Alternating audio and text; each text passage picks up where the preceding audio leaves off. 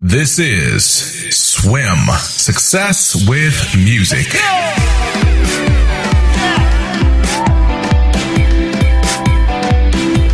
Hey, what's going on, everybody? This is Swim, Success with Music. I am Walt. I am your music coach, and you are listening to a podcast for musicians, singers, songwriters, beat makers, music producers, music students.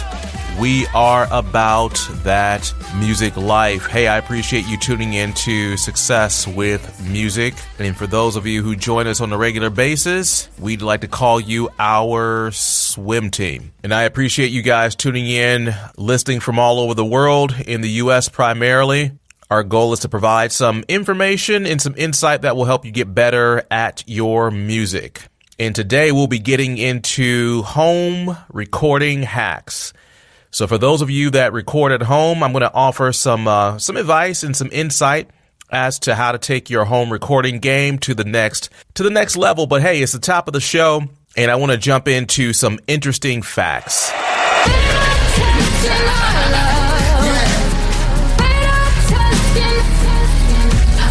A few episodes ago, I mentioned pretty depressing news to the podcast, which involved Gibson, the iconic guitar maker. Well, this week, iconic Gibson files for bankruptcy. And this is according to an article from Variety.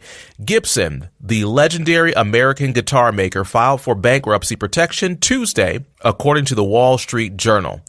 The petition estimated up to $500 million in debt. The Nashville-based company, patronized by legends like B.B. King, Keith Richards, John Lennon, and Jimmy Page, said it would continue to operate during the proceedings as it focuses on reorganizing around its core businesses. While Gibson has some of the most expensive guitars on the market, sales have been waning, while competitors like Fender have embraced low-cost models to capture a larger market share.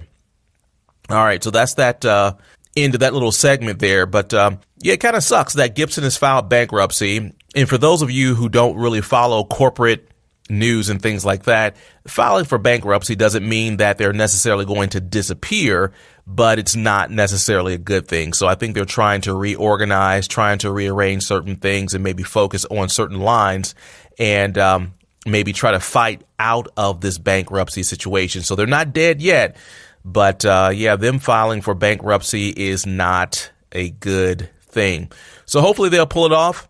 We'll keep you guys updated. And with that, we're going to turn to some more positive news, and that's giving you some insight about recording at home, some home recording hacks. All right, so many of you who listen to the show, I know that you have recording gear at your house, your digital audio workstation, your guitar, your keyboard, your MIDI instruments, interfaces, that type of thing.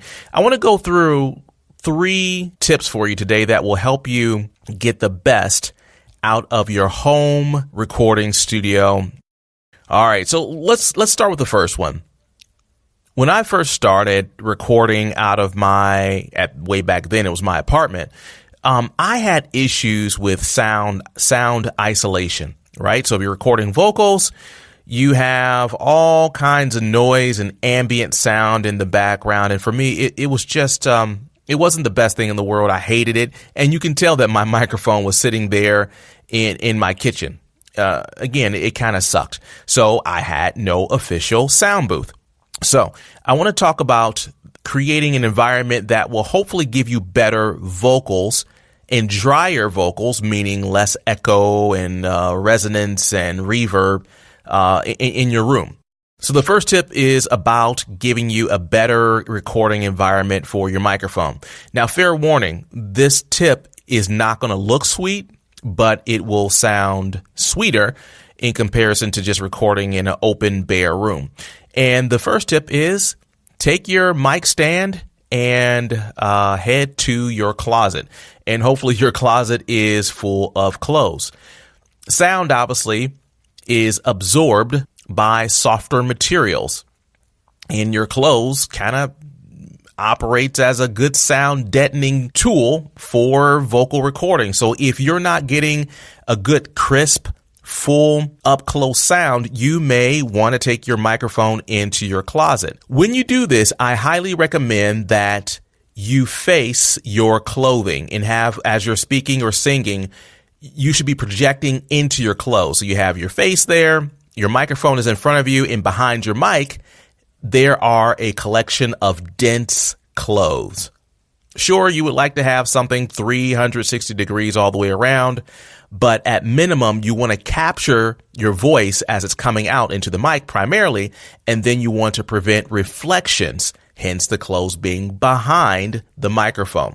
Another option, let's say you don't have that type of closet where you can just go in and isolate yourself like that. You can go to a corner in your room and shove a blanket or duvet in that corner. Same type of deal.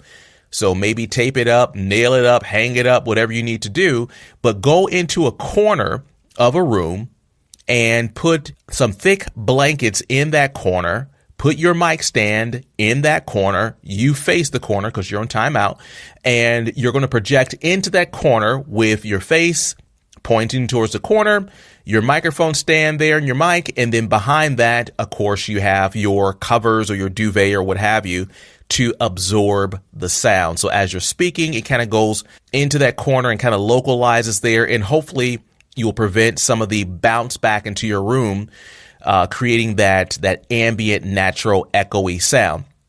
Now, this is not going to completely eliminate the echo or the reverb, the natural reverb that occurs in your room, but it will help substantially. Now, with that, what I just mentioned to you, some of you guys may be aware of these techniques and others. Those are just two things to give you better vocal recording sound. I'm going to go on the opposite side of the spectrum here in terms of your vocals at home. Let's say, you're still not getting that sound that you want. You're not getting that tight, isolated sound. If your music will allow, you can go on the opposite side of the spectrum.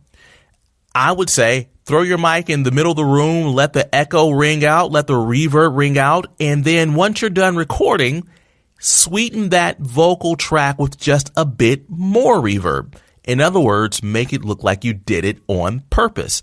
So if you're getting that reverb, that resonance in the room, and you just can't get rid of it, maybe use it as a stylized type of thing where you add to that reverb, maybe throw in some delay or what have you to make it seem like, again, you did it on purpose. So if the reverb in your open, echoey, airy room is working against you, join forces with it and go in the other direction and make it more of a stylized deal there. All right, let's move on to tip number 2 for home recording hacks. I highly recommend finding free recording tools. And you're like, yeah, bring it on, right? Well, the problem is that I've had a hard time finding quality recording tools online at little or no cost in this instance. I'm going to give you 2 recommendations that you can check out. I was recently poking around on Reddit, and I came across a video for Transverse Audio,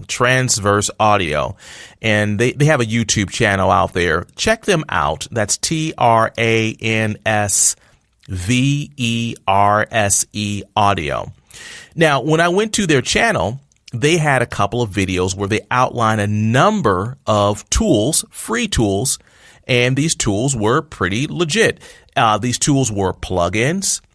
Some of the tools were soft synths and different virtual instruments, and there were like 10 for each category, meaning 10 effects, plugins, 10 virtual instruments. So again, check them out. Transverse Audio, just look them up on YouTube.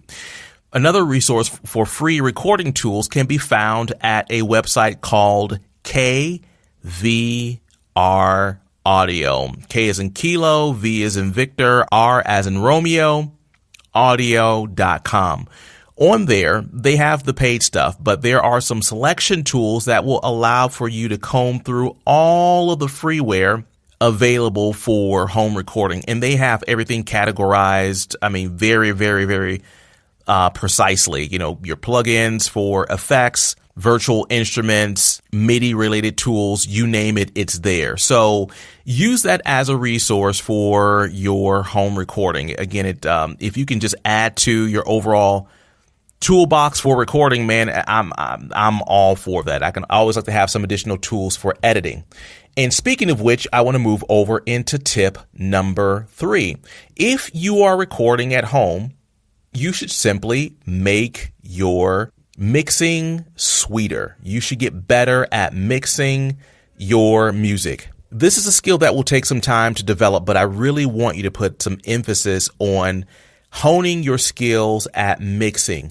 It can take a very bland, simple recording, and it can take it to a brand new level. So in other words, you can take some basic instrumentation, some basic synths or a drum loop or some basic vocals, whatever you have at your disposal. Let's say you don't have this multi-million-dollar setup, and that's the whole point of this episode is for the home recording folks. You just have a few tools, maybe some of the free tools I mentioned above.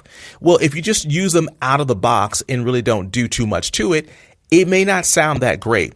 It's all about how you mix, though it may be simple. I'm going to give you 3 major areas of focus on with respect to mixing. Now, mind you, I am going to encourage you to go out and do some additional research. Maybe look at some YouTube videos, that type of thing on each of these areas. But if you can take these 3 areas and get a lot better and practice with the following, I'm telling you that your home recordings will sound phenomenal. First thing, panning. Panning, I know, seems like a super simple thing. You have the center, you have left, right, and then and points in between. Panning goes a lot further than that. I personally am a big fan of LCR panning, meaning hard extreme panning, hard left, like 100%, dead center, and then hard right. If you can master this method for your own musical purposes, your music will sound a lot broader, a lot fuller, a lot deeper. So instead of having to use your imaging plugins or the stereo widening plugins, that type of thing, you can use LCR panning and achieve a much better effect, in my opinion. So again, watch a few videos on panning, best practices for panning. There are no rules for panning, but for instance, a best practice would be, let's say having your kick drum dead center, maybe even in mono. Having your hi-hat panned hard left. Maybe having a rhythm guitar panned hard right. Vocals, backup vocals panned hard left or hard right, or you may have, let's say, sopranos hard left and altos hard right, where the main vocal would be dead center. There's some conventional thinking out there on this, but do some research on panning. It's not complicated, but it's not about turning a knob and simply going to the next track. If you can use panning well, it will take your recordings just, again, to a different place. Okay, next thing, dynamics. Dynamics, simply put, how loud, how soft something is. When you are able to master how to place instrumentation in terms of volume, you become a lot better as a sound or a music producer. Like, for instance, there was a time back in the day when I would produce music, I would have, let's say, some synths, some guitars and drums and things like that. And as you're going through the track, you're thinking, wait a minute, I can't hear the snare. So you pull the snare up. Hey, I can't hear the guitar. You pull the guitar up. Hey, I can't hear the synth. And you keep doing that, pulling up. And at some point in time, everything is at the same volume. It creates no distinction, if you will, creates no depth. Learn how to be able to pull instruments down, know when to pull instruments up to achieve a certain effect, know when to push instruments higher, let's say when you're going into your chorus. If you can master the relationship between instruments in terms of volume, you will have an amazing sound. Go out and listen to one of your favorite artists. Just listen to the overall mix of music. Try to find that sound that's way down in volume. Start to observe what other people do when you have, let's say, some light percussion way down, or you may have some light ambient pads way, way, way, way down. Or you don't have to model this per se, but it will give you some clues as to how different the loudest instrument is in the mix versus the lowest.